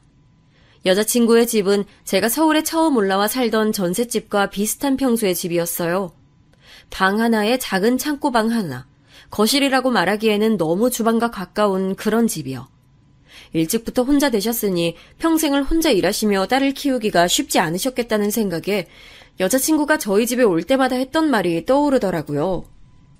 나는 한 번도 제대로 된 내 방을 가져본 적이 없어. 제대로 된 내 방? 왜 있잖아. 침대, 책상, 화장대, 오롯이 내 물건만 있는 내 방. 어릴 때부터 사정이 좋지 않아 어머니와 단둘이 이 집 저 집을 이사 다니다 보니 항상 작은 집에서 어머니와 같은 방을 썼다는 얘기를 여자친구에게 종종 들어 알고는 있었지만 실제로 제 눈으로 직접 그 모습을 보고 나니 조금 속상한 마음이 들었죠. 그리고 꼭 돈을 열심히 모아 결혼을 하게 되면 제 아내가 된 여자친구를 위해 그녀가 좋아하는 것들로만 꾸민 방을 선물로 주고 싶다고 다짐했습니다. 제가 지금까지 살아오며 했던 많은 다짐들은 항상 이뤄지곤 했으니 이 또한 꼭 이룰 수 있을 거라고 생각했죠. 그런데 그날 과일과 커피를 마시며 여자친구와 어머님이 나눈 대화들이 시간이 흐를수록 조금씩 걱정되기 시작했습니다. 부모님이 다 지방에 계셔서 서울에 혼자 사는 아들 걱정이 많으시겠네. 예, 그래서 빨리 결혼하라고 성하세요. 어머, 그래? 부모님께서 아들 장가 보낼 준비를 다 해놓으셨나? 그때까지만 해도 원래 솔직하시고 유쾌하신 성격이시다 보니 딸 가진 어머님의 걱정이 섞인 농담 반 진담 반 하는 사소한 질문이라고 생각했습니다. 아버지께서도 요즘 여자들이 서울에 30평대 아파트 아니면 결혼을 안 하려고 한다더라 하시면서 농담하시긴 하셨어요. 와, 아파트? 나 아파트 너무 살아보고 싶었는데. 그러게, 우리는 아파트 한 번도 못 살아봤네. 난 아파트 살면 베란다 확장 이런 거 안 하고 꼭 베란다 있는 게 좋더라. 지금 이 자리에서 결혼에 대해 구체적으로 얘기하기는 어려워서 대충 둘러댄 얘기였는데 이야기의 흐름은 마치 지금 당장 제가 결혼을 하게 되면 아파트를 떡하니 준비할 수 있을 것처럼 흘러갔어요. 그리고 가장 중요한 건 마치 여자친구의 어머님까지도 함께 살게 될 것처럼 말씀하셨다는 겁니다. 그날 이후 저는 눈치를 살피다 여자친구에게 말을 돌려 넌지시 꺼냈습니다. 만약 우리가 결혼을 하게 되면 어디에 살고 싶은지에 대해서요. 자기랑 같이 사는 건데 난 어디든 좋지. 그래? 그럼 아파트가 꼭 아니더라도 괜찮아? 그럼. 그날 한 얘기는 농담이지. 우리 자기 부담 가졌구나. 역시 제 여자친구였습니다. 다른 여자들처럼 서울에 30평대 아파트가 없으면 결혼 못한다며 헤어지자고 할 여자가 아니었죠. 그런데 다시 돌아온 여자친구의 대답에 저는 놀라 순간 무슨 말을 해야 될지 모르겠더라고요. 집은 아파트든 단칸방이든 상관없는데 사실 난 엄마랑 떨어져서 산다는 건 아예 생각해 본 적은 없어. 응? 그게 무슨 소리야? 난 결혼해도 엄마랑 같이 살고 싶어. 아무리 그래도 결혼하면 당연히 독립해서 나와야지. 엄마는 나 없으면 많이 외로워하실 거야. 이 이야기는 도대체 무슨 뜻일까요? 30이 다 된 성인이 어머니와 떨어져서 산다는 걸 생각해 본 적이 없다니 말입니다. 저는 여자친구가 들어도 기분이 나쁘지 않을 말들을 골라 계속해서 생각해봤지만 도저히 떠오르질 않았습니다. 그날도 결국 속 시원한 얘기는 나누지 못한 채 마음이 찝찝한 상태로 돌아왔죠. 물론 여자친구와 어머니가 오랫동안 서로 의지를 하며 살아온 세월을 생각하면 아예 이해하지 못하는 것도 아니었습니다. 하지만 결혼을 해서 저와 함께 산다는 건 전혀 다른 문제였죠. 처가살이도 생각해 본 적이 없는데 제가 모시고 산다니 말입니다. 오랜만에 만난 대학 때 친구들에게 고민 비슷하게 말을 꺼냈는데 다들 노발대발 난리들이더군요. 이미 결혼을 한 친구들은 더 난리였습니다. 시집살이는 옛말이고 요즘은 장모님들이 아이를 봐주시는 일이 많다 보니 자주 서로의 집을 왕래하는 일이 많아지면서 장서 갈등이라는 말이 나올 정도로 심각한데, 심지어 결혼함과 동시에 장모를 모시고 산다는 건 아주 신중히 생각해봐야 할 문제라고요. 듣고 보니 단순히 생각할 문제는 아니었습니다. 그리고 가장 중요한 건 저희 부모님께서 허락할 리 없는 문제였죠. 하지만 제가 너무도 사랑하는 여자친구에게 이런 제 마음을 어떻게 전달해야 할지 도무지 떠오르질 않았습니다. 그러던 와중에 할머니가 돌아가시게 되어 고향에 내려가게 됐는데, 여자친구가 자신도 함께 내려가 도울 일이 있으면 돕겠다며 함께 가자고 하더라고요. 제 여자친구였지만 정말 천사나 다름없었습니다. 어떤 여자가 결혼도 하기 전에 그 먼 시골까지 내려가 어른들만 잔뜩 계신 곳에 가고 싶겠어요. 역시 제가 사랑하는 사람이다 싶었죠. 할머니의 장례로 며칠 동안 정신이 없었는데도 저희 부모님께서는 처음 만난 제 여자친구가 마음에 드셨는지 슬픈 와중에도 여자친구를 챙기는데 여념이 없으셨습니다. 할머니도 보셨으면 너무 좋아하셨을 텐데. 엄마는 그렇게 시집살이를 하고도 할머니 돌아가신 게 슬퍼? 얘는? 당연하지. 너 행여나 아버지 앞에서 그런 소리 말어? 제 여자친구를 만나서 기쁜 마음이 크면서도 어머니는 할머니께 그 모습을 보여드리지 못해 아쉬워하셨는데, 누나는 그런 어머니의 모습마저 마음에 들지 않았는지 돌아가신 할머니 영정 사진이 바로 눈앞에 버젓이 있는 앞에서도 투덜거렸습니다. 제가 좀 더 빨리 인사드리러 올 걸 그랬나 봐요. 저도 할머니 꼭 뵙고 싶었는데. 아이고, 얼굴만 예쁜 게 아니라 말도 예쁘게 하네. 제 여자친구는 정말이지 부족한 점이라고는 없는 여자였습니다. 그 좋은 대학에 좋은 직장까지 다니려면 내내 공부만 해도 시간이 모자랐을 텐데 어쩜 그렇게 나이도 어린 아가씨가 눈치도 빠르고 손도 야물딱지냐며 저희가 서울로 올라오고 나서도 저희 부모님께서는 입이 마르게 여자친구를 칭찬하셨습니다. 서울 깍쟁이라는 말도 다 틀린 말인가 보다. 그렇게 예쁘고 싹싹한 아가씨 절대 놓치면 안 돼. 결혼 비용 때문에 미루는 거면 걱정하지 말고 빨리 날짜부터 잡어. 아버지는 마음이 급하셨는지 집 사는데 필요한 돈은 어떻게든 도와줄 테니 후딱 식부터 올리라며 성하셨습니다. 아버지 말씀이 맞았습니다. 이런저런 고민이 있다고 해도 세상에 하나뿐인 제 사랑스러운 여자친구를 놓칠 순 없었죠. 뒷일이 어떻게 되든 한번 밀어붙여보자 싶었습니다. 저는 굳게 마음을 먹고 여자친구에게 프로포즈를 했습니다. 여자친구가 평소 좋아하던 식당을 빌려 노래도 부르고 미리 준비해둔 반지도 꺼내 손가락에 끼워주었죠. 프로포즈가 끝나고 감동의 여파가 아직 가라앉지 않은 분위기 속에 저는 달콤한 디저트를 먹으며 여자친구와 결혼에 대해 진지한 대화를 나눠봐야겠다고 생각했습니다. 저는 부모님께서 여자친구를 너무 마음에 들어 하신다는 말로 천천히 운을 뗐습니다. 그리고 할머니께서 돌아가시면서 아버지에게 남겨주신 땅과 재산이 조금 있어서 만약 우리가 결혼을 한다면 아버지께서 지금 당장 그 재산들을 정리해 서울의 30평대까지는 아니어도 작은 아파트 정도는 사줄 수 있다고 하셨다고 했습니다. 그러자 여자친구는 제게 와락 안기며 저희 부모님께서 능력자라며 엄지손가락을 축혀 올리더니 어떻게 서울의 아파트까지 사주실 수 있냐고 엄청 좋아하더라고요. 우리 엄마도 너무 좋아하시겠다. 그건 그렇고 사실은 나 그거에 대해 물어보고 싶었는데. 응? 뭔데? 물어봐. 자기 어머님 말인데 혹시 우리가 결혼해서 자기가 나오게 되면 혼자 살기 힘드실까? 제 질문에 여자친구는 잠시 아무 말도 없이 가만히 저를 바라봤습니다. 그 잠깐의 정적이 흐르는 동안 저도 수많은 생각들이 스쳐 지나갔죠. 우리 엄마 조리원에서 3교대 근무라 새벽까지 나가시기도 하고 매일 아기 안고 일하시다 보니까 몸도 성한 데가 없어. 알지. 난 우리 엄마 일도 다 그만두고 내가 번 돈으로 호강하면서 나랑 오랫동안 같이 사는 게 꿈이야. 아, 그게 꿈이라고? 자기는 우리 엄마랑 같이 살기 싫구나. 아, 싫다기보다 그런 생각은 아직 해본 적이 없어서. 자기 어머님도 지금까지 시부모님 다 모시고 살았다며. 왜? 자기는 여자는 시부모님 모시는 건 당연하고 남자는 좀 그러면 안 된다고 생각하는 거야? 아니, 난 그런 게 아니라. 자신 때문에 평생을 희생하시며 사신 어머님을 버리고 자신만 좋은 집에서 행복하게 살 자신이 없다며 울먹이는 여자친구에게 저는 절대 버리는 게 아니다. 어머님 댁에서 멀지 않은 곳에 신혼집을 구하겠다고까지 얘기했지만 여자친구는 차라리 그럴 바에야 결혼을 하지 않는 게 더 낫답니다. 저에겐 정말이지 청천벽력 같은 소리였죠. 그 부분은 나도 부모님께 말씀드려봐야 할 것 같아. 정말? 그럼 이번 주말에 나랑 같이 내려갈까?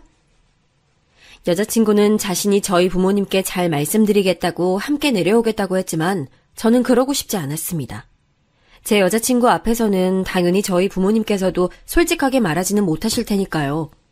예비 장모님을 모시고 사는 걸 만약 부모님께서 반대하신다면 저는 어떻게든 설득해야 했으니 혼자 내려오는 것이 맞는다고 생각했습니다. 네 엄마가 평생을 시부모 모시고 사는 거 보니까 그게 좋아 보였니? 네가 처가살이를 하게? 저의 예상대로 부모님께서는 놀라 버럭 무슨 소리냐며 화부터 내셨습니다.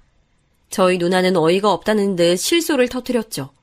순간 저는 제가 죄인이 된 것만 같았습니다. 그런 부모님의 마음을 이해하지 못할 리 없었지만 하지만 어쩌겠습니까? 여자친구와 결혼을 못한다고 생각하면 눈앞이 깜깜해지는걸요. 그래서 저는 말을 좀 보태기로 했습니다. 여자친구 어머님이 좀 아프셔.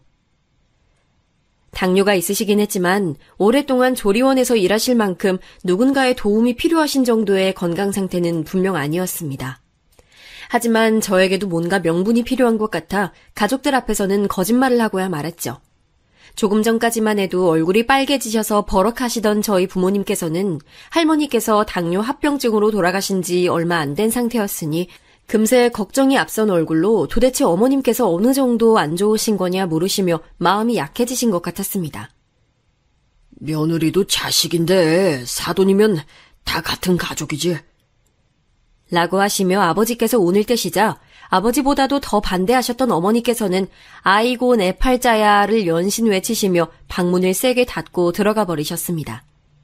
저는 알 수 있었습니다. 저희 부모님께서도 시원스레 대답해 주시진 않았지만 암묵적인 허락을 받았다는 것을요. 철도 없이 저는 기뻤습니다. 한편으로는 앞으로 제가 이 큰일을 잘 감당할 수 있을까 걱정이 되기도 했지만요. 저와 여자친구는 우여곡절 끝에 결혼식을 올리게 됐습니다. 결혼식 날짜와 식장을 잡고 나니 정말 제가 결혼을 하는구나 실감이 나더군요. 그리고 저는 여자친구와 함께 회사에서 멀지 않은 곳에 아파트를 구하러 다녔습니다. 아무리 새 식구 살 집이라고 해도 장모님과 살게 되면 그래도 최소 20평대 평수는 돼야 할 것 같아 알아봤는데 알고는 있었지만 아파트 값이 장난이 아니더라고요. 지금 제가 살고 있는 전세금을 빼도 최소 3억 이상은 아버지에게 도움을 청해야 했죠. 그런 제 마음을 아는지 모르는지 여자친구는 집을 보러 다닐 때마다 엄마가 무조건 남향이어야 한다고 했다. 확장형은 안 된다. 베란다는 무조건 있어야 한다 등등 우리 신혼집을 구하는데 자꾸만 마치 어머니의 마음에 들어야 하는 시험지처럼 집을 골랐습니다. 집도 집이었지만 가장 이해가 되지 않았던 건 바로 결혼 비용에 관한 것이었습니다. 집을 계약하고 가구와 가전제품들을 보러 다녔는데 집을 고를 때는 그렇게 까다로웠던 여자친구와 예비 장모님은 무조건 저렴한 제품들로만 고르려고 했습니다. 어차피 아이가 태어나면 다 망가진다는 게 이유였죠. 저는 뭔가 이상해 결혼 비용으로 생각하는 금액이 어느 정도인지 모아놓은 돈은 어느 정도인지 물었습니다.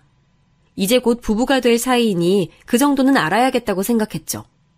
그런데 지금까지 직장 생활을 하는 동안 여자친구 연봉이 저보다 항상 더 높았고 직장 생활도 더 오래 했는데도 생각보다 모아놓은 돈이 너무 적더라고요. 저는 직장을 다니며 오롯이 모은 돈으로 전세금까지 2배로 올려 이사를 했는데 아내가 결혼 준비를 하겠다고 제시한 금액은 그 금액의 절반밖에 되지 않았습니다. 저는 그때까지만 해도 여자친구네가 집안 사정이 많이 안 좋았으니 학자금이나 제가 모르는 빚을 갚는 데 썼겠다 싶기도 했죠. 그런데 결혼식을 올리고 살림을 합치고 보니 그 이유를 바로 알 수 있었습니다. 신혼여행에 다녀와 집안 정리를 하다 보니 말도 안 되게 많은 명품 가방과 신발, 옷들이 가득했습니다. 물론 아내가 연애 때에도 옷이나 가방에 관심이 많다는 거야 알고 있었죠. 그런데 어머니가 가지고 계신 것들까지 합치니 방 하나가 가득 찼습니다. 저야 명품 같은 건 잘 몰랐지만 저 같은 사람이 언뜻 보기에도 다 고가의 물건 같았습니다. 와, 이거 다 명품이야? 우리 엄마 모임 많은 거 알잖아.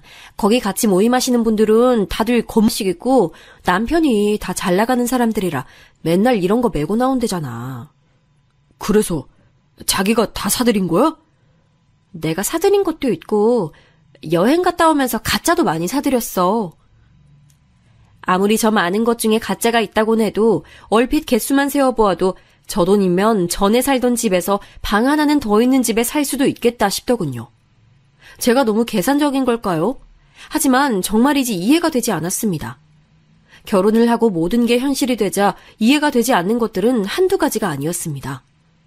어느 날 갑자기 장모님께서 저를 부르시더니 친구들끼리 개를 들어 크루즈 여행을 가는데 그 개를 들 당시에는 장모님께서 돈이 없어 개를 못 들었는데 이제와 다들 가는데 당신만 못 가니 서운하단 말을 하시더라고요. 장모님, 출근도 하셔야 하는데 여행 가실 수 있겠어요? 자네 몰랐어? 나 조리원 그만뒀어. 예? 언제요? 우리 딸내미가 이제 일 그만두고 편하게 여행이나 좀 다니라던데. 저는 사실 좀 놀랐습니다. 건강이야 예전보다 많이 좋아지셨고 연세도 저희 부모님보다 훨씬 더 젊으신데 지금까지 잘 해오시던 일을 딸이 결혼 좀 했다고 해서 갑자기 그만두신다니요? 저는 찝찝한 마음을 애써 숨기고 크루즈 비용이 얼만지 물었죠. 500. 10일 동안이나 가는 건데 저렴하니 괜찮지? 저는 정말이지 입이 쩍 벌어지는 것만 같았습니다. 금액도 제가 생각한 것보다 너무 비싸기도 했지만 500이나 되는 금액이 저렴하다며 별거 아니라는 식으로 말씀하시는 장모님이 역시나 이해되지 않았죠. 저희 부모님은 평생 신문 보급소를 해오시느라 그 흔한 관광 한 번을 못 다니셨는데 말입니다. 저는 그날 밤 아내에게 상의를 했죠. 장모님께서 크루즈 얘기를 하시는데 우리도 지금은 여윳돈이 없으니 다음에는 꼭 보내드리겠다. 장모님 서운하지 않게 말씀드리는 게 어떻겠냐며 아내에게 얘기했죠. 그러자 아내는 대뜸 자신이 보내드릴 테니 제게 신경 쓰지 말라고 하더군요. 그거 얼마 되지도 않는데 어떻게 안 된다고 해. 내가 월급 들어오면 알아서 할게. 아내는 알아서 한다고 말하긴 했지만 뭔가 제게 서운한 눈치였습니다. 하지만 저는 오히려 화가 좀 나더군요. 이제 결혼도 했으니 저와도 가족인 건데 서로의 수입이나 월급에 대해서는 함께 공유해야 한다고 생각했습니다. 제 월급은 벌써 이 집의 생활비로 나가고 있었는데 아내의 월급은 어머니의 크루즈 비용으로 다 나가버린다뇨. 제 상식으로는 도저히 말이 되지 않았습니다. 그러던 중 도저히 그냥 넘어갈 수 없는 일들이 반복됐습니다. 하루는 어머님의 모임 친구분들이 저희 집도 구경할 겸 잠시 놀러 오신 적이 있었는데 제가 방에 있는 걸 아셨는지 모르셨는지 알 수 없었지만 아무리 제가 없다 해도 어떻게 그런 말을 할 수가 있나 싶을 정도의 말을 제 귀로 직접 듣고야 말았습니다. 자기는 복도 많아. 요즘 세상에 사위가 장모를 누가 모시고 살아. 우리 딸 정도면 그럴 수 있지 뭐. 어디 요즘 애들이 그래? 대학도 우리 딸보다 못한대고 지금 회사에서 직급도 딸보다 낮아. 연봉도 우리 딸이 더 높고. 어머 그래? 아우 하긴 자기 딸이 능력자긴 하네. 그럼 능력만 있어? 인물도 연예인 뺨치는데. 그러니까 그런 잘난 딸 낳아준 나를 지가 떠받들어 모셔야지 별 수 있어? 그래도 서울에 아파트까지 샀는데 대단하지 뭐. 그까짓 아파트 30평도 안 되는 거 가지고 뭐 아주 사위랑 살려니까 좁아 죽겠어. 저는 그 순간 문을 박차고 나가고 싶었지만 애써 꾹 참았습니다. 하지만 울분이 목구멍까지 차오르는 건 도저히 견딜 수가 없었죠. 저를 가지고 마음대로 이야기하시는 건 참는다 쳐도 저희 부모님이 고생고생해서 사주신 아파트까지 별거 아닌 것처럼 대하시는 장모님께 정말이지 화가 났습니다. 그런 소리까지 들은 이후에는 도저히 저도 장모님을 전처럼 대하기는 힘들더군요. 거기다가 툭하면 제게 용돈을 달라며 농담 비슷하게 얘기하셨어요.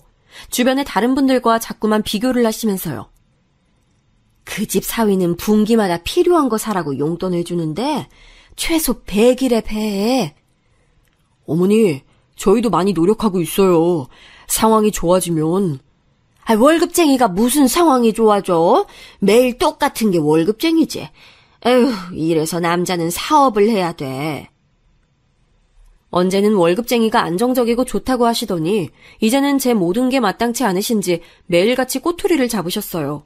주변 사위들과 비교하는 것도 모자라 이제는 아내 주변 친구들의 남편들과도 비교를 하셨죠. 걔는 너보다 잘난 게 하나도 없는데 어디서 그런 남자를 만났다니? 엄마, 무슨 그런 말을 해. 으이그, 정서방 봐.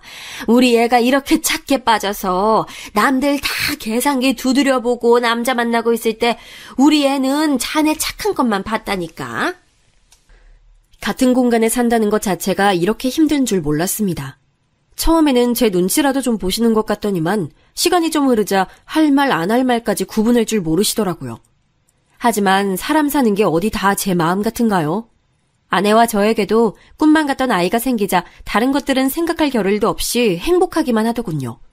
제게는 때론 얄밉기도 한 장모님이기야 했지만 당신의 딸에게만큼은 언제나 진심인 분이셨죠. 입덧으로 아무것도 먹지도 제대로 자지도 못하는 딸을 위해 매일같이 직접 만든 음식에 매일 야근으로 바쁜 저를 대신해서 병원에도 같이 가주시고 매일 밤마다 마사지도 해주시더라고요.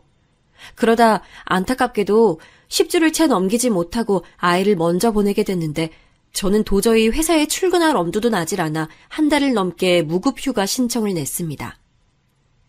자네는 아무리 힘들어도 그렇지 가장이 돼서 자기 멋대로 무급휴가를 내는 게 말이 되나? 장모님, 저도 너무 힘들어요. 남자가 왜 그렇게 유약해? 아우, 도대체 내 딸은 뭐가 모자라서 자네 같은 남자랑 사는지 모르겠네. 언제나 제게만은 모진 말을 툭툭 내던지시는 장모님이시기야 했지만 그래도 아내는 그때 이후로 전보다 더 장모님을 많이 의지하고 있는 것처럼 보였어요. 저도 그 당시에는 제가 힘든 것만 생각하느라 아내를 위로하지 못했으니 잘못했다 싶어 제 마음이 어떻든 간에 어떻게든 아내와 잘 살아보자는 마음으로 참으며 살다 보니 어느새 결혼을 한 지 10년이 지나더군요. 그 사이 저희 누나도 결혼을 했고 아버지께서도 돌아가시고 저희 어머니께서도 고향에서 홀로 살고 계셨습니다. 누나가 그래도 어머니 댁 근처에 살고 있어서 마음은 조금 놓였지만 저는 자주 내려가지 못하는 상황이었으니 항상 죄송스러운 마음이 있었죠. 그러다 어머니께서 전부터 좋지 않으셨던 무릎 때문에 서울 병원에 다니게 되셨고 수술까지 하게 되셨습니다. 의사 선생님의 말로는 한 달 정도 거동이 불편할 수 있으니 푹 쉬셔야 한다는데 서울 병원을 오가는 건 누나가 다 도왔다지만 누나도 아직 어린 조카가 있어서 간병까지는 쉽지 않았어요. 그래서 저도 고민을 하다가 이번에는 아내에게 솔직하게 말했습니다. 한 달만 어머니를 좀 저희 집에서 모시고 싶다고요. 나도 아들 노릇은 한번 해봐야지. 정서방, 생각이 있어? 애가 일하랴 살림하랴 매일 고생하는 거 안쓰럽지도 않어? 근데 거기다가 대고 시어머니 수발을 들라고? 장모님, 저희 어머니 수발은 제가... 됐네! 다신 그 얘긴 꺼내지도 말어!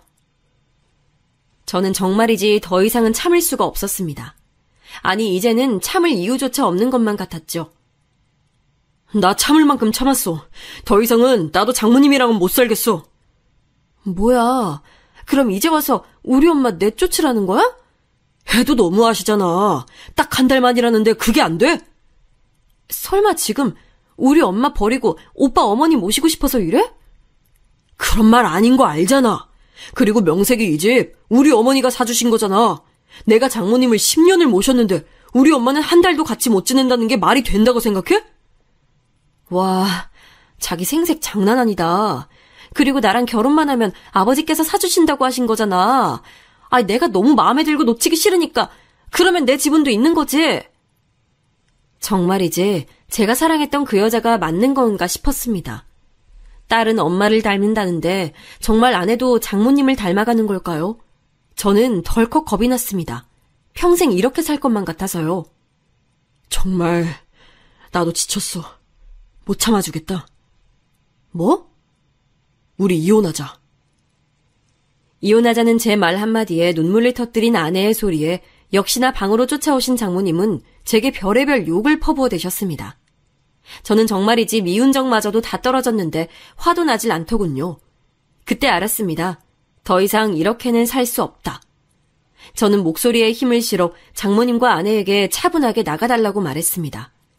제 말에 순순히 나갈 사람들이 아니었으니 저도 강하게 해야겠다 싶어 다음날 도어락 비번을 바꿔버렸죠. 그리고 이혼 서류도 아내의 사무실로 보냈습니다. 그러자 아내가 울며불며 제게 사정을 하더라고요. 지금 당장 돈도 한 푼도 없어 나갈 수도 없다고요. 어머님이랑은 절대 떨어져서 못 산다며. 잘난 당신 엄마랑 예전처럼 그 다 허물어져가는 월세집으로 돌아가면 되겠네. 제 선언에 아내도 그제야 실감이 나는지 똥줄이 타는 듯 보였습니다. 그날 저녁 문을 열어달라는 아내의 성화에 못 이겨 문을 열자 웬 아주머니와 찾아온 장모님의 행동은 정말이지 저 혼자만 보기엔 아까웠습니다. 아니 이게 얼마짜린데 이걸 그거밖에 안 쳐줘? 좀 더 쳐줘. 알고 보니 장모님과 함께 온 사람들은 중고 명품을 사들이는 사람이었습니다. 이거 가짜잖아. 이런 거 팔다 걸리면 쇠고랑이야. 아유, 미치겠네.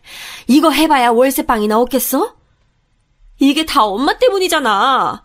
그러니까 엄마, 딸 이혼녀 만들기 싫으면 빨리 정서방한테 가서 빌어, 엄마. 빌긴 내가 왜 빌어?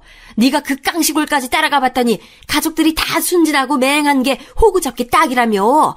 아, 이게 호구 맞아? 엄마가 촌구석 애들이 오히려 돈도 제법 있고 순진하다며. 이 두 사람의 실체를 차라리 몰랐으면 나았을까요? 정말이지 제가 지난 10년간 얼마나 바보짓을 하고 있었는지 알고 나니 기가 막히더라고요. 제 아내는 처음부터 제가 순진한 촌에서 자라 아무것도 모르는 시골 부모님의 경제적인 지원을 받고 있어 접근한 것이었습니다. 아이, 정서방, 뭘 그렇게까지 해? 정서방? 소름 끼치니까 다신 그렇게 부르지 마요. 우리가 10년이나 같이 산 세월이 있잖아. 10년? 말 잘했네. 처음부터 순진한 나랑 아무것도 모르는 우리 부모님 이용해서 당신들 팔자 고칠 생각으로 접근한 거 내가 다 정리해서 고소할 거니까 그렇게 알고 있어. 고소? 하, 우리가 뭘 어쨌다고 고소를 해? 내 명의로 된 집에서 10년 동안 무전 취식한 거, 내 월급으로 매일같이 둘이 명품 사고 여행 다닌 것만 해도 증거가 수두룩이야. 무전 취식? 자네 말 다 했나? 앞으로는 당신들하고 한마디도 안 해. 앞으로는 내 변호사랑 얘기하게 될 거야. 저는 통쾌하면서도 정말이지 씁쓸했습니다. 장모님의 말대로 제가 이런 사람들과 자그마치 10년을 살았다니요. 아주 오랫동안 생각한 적 없었지만 알고 보니 저희 어머님도 아파트에서는 살아본 적이 없으셨습니다. 명품백도 가져본 적 없으셨죠. 이제 더는 미련도 미움도 없었습니다. 앞으로 남은 시간은 이 집에서 저희 어머님과 행복하게 살아볼 거니까요.